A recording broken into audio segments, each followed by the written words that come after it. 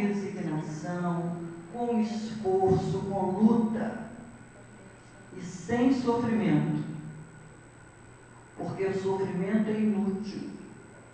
Quem sofre vive muito mal, porque reclama daquilo que a vida lhe oferece e não tira proveito dessa oferta.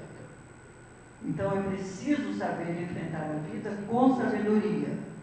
Os fatos da vida não têm que me abater, ainda que momentaneamente me enfraqueçam, ainda que eu tenha um momento de queda, mas é preciso que eu aprenda a reagir, a lutar e a buscar resolver da melhor maneira possível.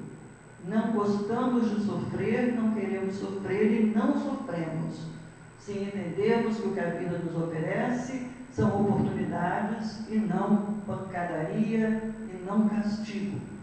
Porque se pensamos assim, começamos a negar Deus. Se Ele é soberanamente bom e justo, Ele não me castiga. E se Ele não me castiga, mas a vida não está muito boa, é porque Ele está me oferecendo a oportunidade de tornar a vida melhor. Não é muito bom quando a gente vence o infortúnio? Quando passa e a gente pode se olhar e dizer, venci mais essa? É muito bom. É muito bom. Tem gente que diz assim, eu tirei a pedra, estou exausto, quero fazer mais nada. Aí fica o tempo todo lembrando daquela pedra. Não, pulou a pedra, deixa para lá, vamos embora. Tá certo?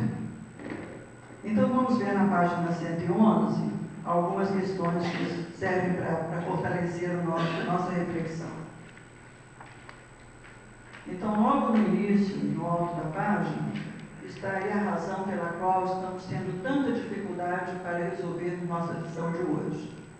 A inferioridade das faculdades do homem não lhe permite compreender a natureza íntima de Deus.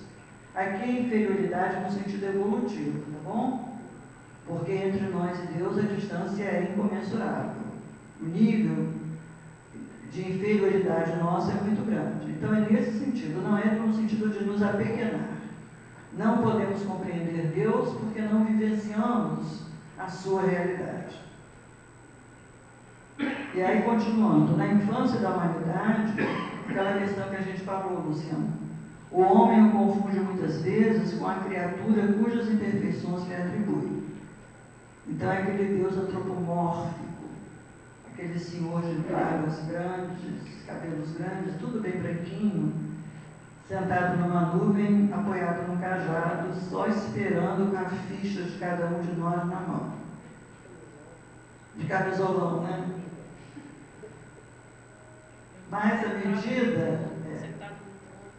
sentado no trono. Mas à medida que nele se desenvolve o senso moral, seu pensamento penetra melhor no âmago das coisas. Então faz ideia mais justa da divindade. E ainda que sempre incompleta, mas conforme a sã razão. É nesse ponto que nós estamos. Por isso que eu disse que a inquietude em relação a isso é uma questão boa. Estarmos inquietos pensando, como é que é Deus, quem é Deus, não é um sinal de inferioridade, é um sinal de crescimento. Então, à medida que nós temos evoluído, nossas ideias, sobretudo, evoluem. Sobretudo. Inclusive em relação a Deus. É por isso que nós podemos começar o nosso livro com a pergunta, o que é Deus?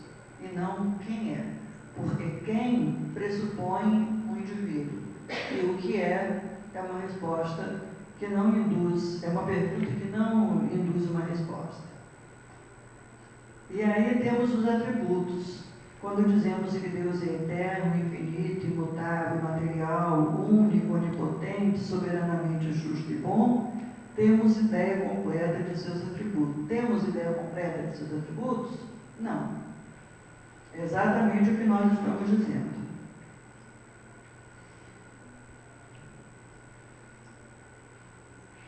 Estão concordando comigo?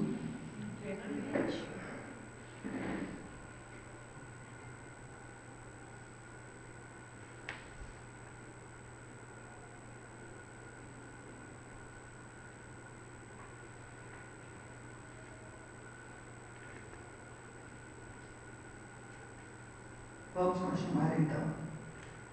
Temos agora o desdobramento desses atributos. Deus é a suprema e soberana inteligência.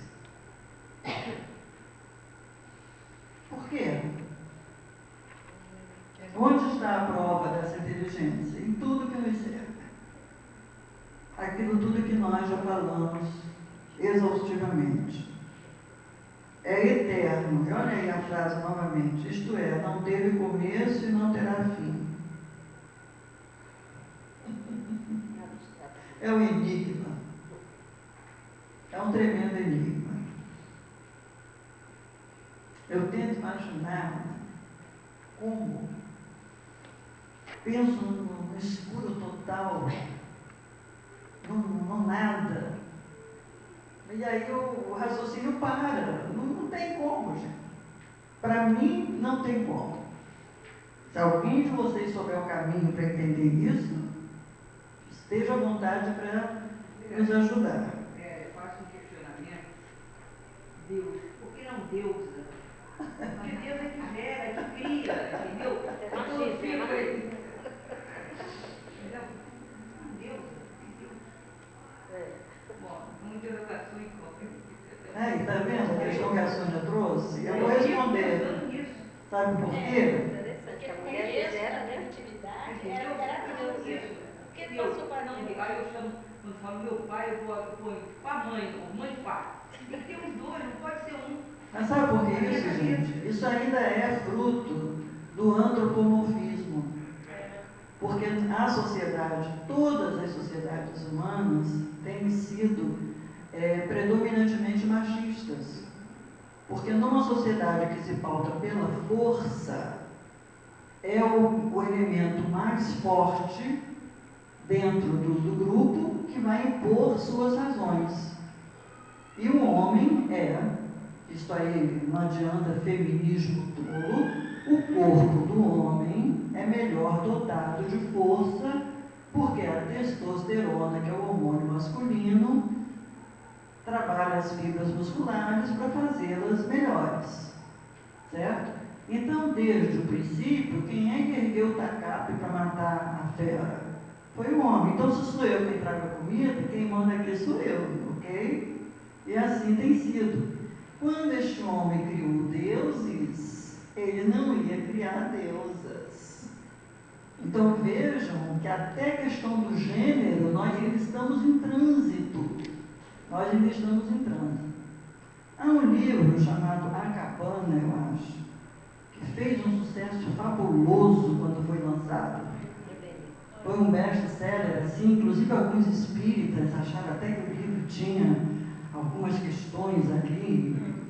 O livro é muito bom, independentemente de quaisquer indagações extraordinárias ou místicas. E lá o Deus é uma maluquice. Quem leu aqui A Cabana? Quase todo mundo leu, né? O Deus da cabana é um Deus completamente maluco. Uma hora ele está homem, outra hora está mulher, uma hora está branco, outra hora está preto.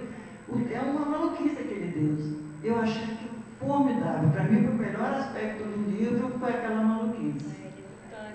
Então, Sônia, já estão começando a criar deuses femininos. Entendeu? Não começa a por quê? Você tem toda a razão. Quando você tinha que ter pensando. Inclusive, a Santíssima Trindade é toda masculina, né? Toda. Uma mulher. Mas quem foi que inventou tudo isso? O Pai, o Filho e o Espírito Santo. O homem. Fala, Carlos. Eu acho que a questão do homem e da mulher, a questão do masculino e feminino, é uma questão da criação, é uma questão do ser humano. Uhum. E não do espírito. Deus não é. O espírito não é. É homem, é o indivíduo. Você encarna é que ele é homem ou mulher. Só o corpo tem sexo, o espírito não. O espírito não. Mas vejam como essa questão que vocês estão trazendo agora, como ela se encaixa nessa nossa ideia de que é um conceito se processando. Né? Diga, Carolina. Você falou dessa frase, não teve começo e não terá fim. Essa frase que eu mais gostei desse livro. Porque quando eu era criança eu estudei no colégio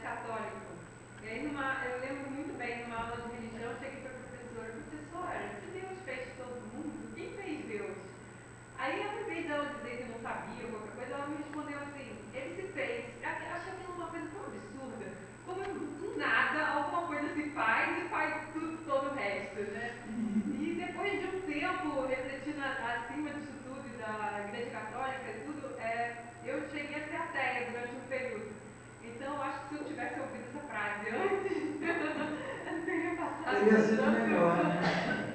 Vocês já viram em filme que tem sátira, o cidadão está afundando na areia movediça e ele pega os próprios cabelos e puxa assim, né? E vai saindo. É mais ou menos isso. É mais ou menos isso. Né? Então, isso tudo que está nos ocorrendo agora é muito interessante, porque é nesse nível de indagação que eu acho que a gente tem que se situar. Né? Essa questão da sexualidade, do feminino, do masculino, ela é bem ilustrativa do quanto este conceito é um conceito que está se processando. Até uma hora que a gente vai avançar numa percepção melhor, uma sensação, um sentimento melhor desse Deus, e aí até esse tipo de indagação irá desaparecer. Mas no momento é perfeitamente cabível, perfeitamente cabível. Mais alguém fala? Diga, você. Funciona nisso a Santíssima Trindade? Tem alguma coisa no Espiritismo sobre isso? Não. A questão do 3 e do 7 são números que têm uma certa dose de misticismo em torno deles. Várias tradições de eras imemoriais trabalham com essa questão do 3 ou do 7. 7 pecados capitais, esse tipo de coisa. E provavelmente, no momento em que a igreja se organizou como instituição, e ela se organizou precisando trazer muitos dados do paganismo, porque se houvesse uma ruptura completa com aquele sistema pagão que vigorava, dificilmente os adeptos iriam aceitar. Então, muita coisa que nós vemos na igreja instituída é trazido do paganismo. Todo ritual, todo vestuário, tudo isso é ainda influência do paganismo romano, que antecedeu o reconhecimento por Constantino do cristianismo, que nesse momento deixou de ser cristianismo e virou catolicismo. Então, provavelmente, a questão do 3 deve estar passando por alguma questão pagã. Agora, para a doutrina espírita, isso não faz sentido. Mesmo quando nós falamos que, estando encarnado, há 3 elementos, há 3 porque há 3, e não porque a gente inventou. Há o corpo, o perispírito e o espírito. Mas poderia haver 2 ou 4, fosse o número que fosse. Fala, Sônia. Pode ser. Eu não conheço nada sobre a Cabala, então não posso falar. Mas pode ser. Mas sem dúvida tem origem nas diferentes formas da gente organizar o pensamento religioso ao longo da história. Bem, então vamos à página 112. Deus é imaterial.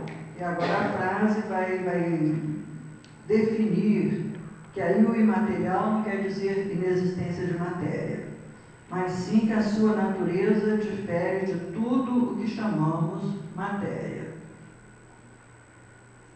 E descendo os olhos aí